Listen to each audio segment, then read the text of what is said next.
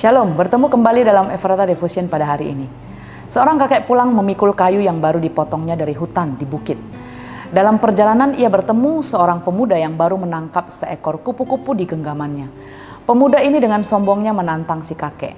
"Kek, ayo kita bertaruh." "Bertaruh apa?" tanya sang kakek. "Coba kakek tebak kupu-kupu dalam genggamanku ini hidup atau mati. Kalau kakek kalah, kayu yang kakek pikul itu jadi milik saya ya," kata pemuda itu dengan berani. Kakek mengangguk setuju lalu menebak. "Kupu-kupu dalam genggamanmu itu pasti mati." Pemuda itu tertawa puas dan berkata, "Salah kek," jawab pemuda itu sambil membuka genggamannya dan melepas kupu-kupu ke alam bebas. "Baik, kayu ini milikmu sekarang," kata si kakek.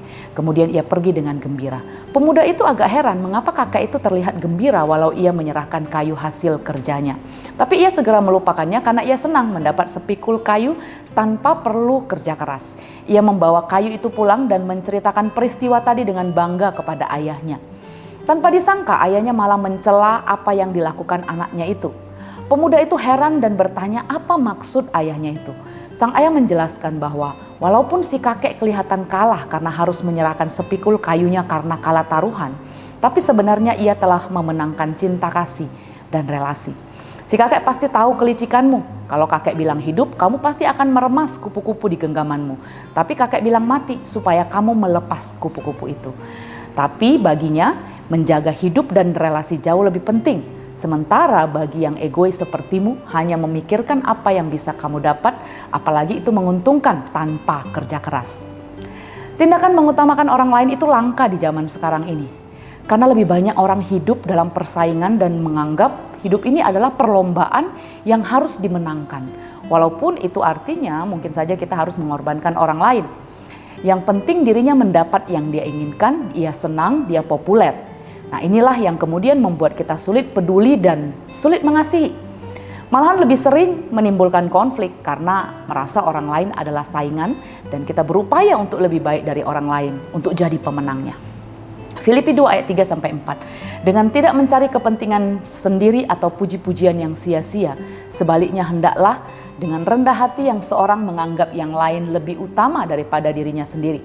Dan janganlah tiap-tiap orang hanya memperhatikan kepentingannya sendiri, tetapi kepentingan orang lain juga. Firman Tuhan mengajarkan kita bahwa hidup adalah kesempatan untuk menjadi berkat.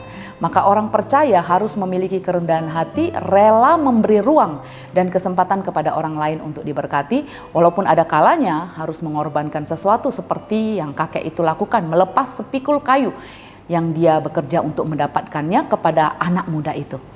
Itulah yang Yesus lakukan bagi kita, menebus dan menyelamatkan kita, mengosongkan dirinya menjadi manusia untuk mati di salib menanggung dosa kita. Ia memberi kita kesempatan hidup untuk jadi berkat dengan menganggap orang lain lebih utama dari diri kita sendiri.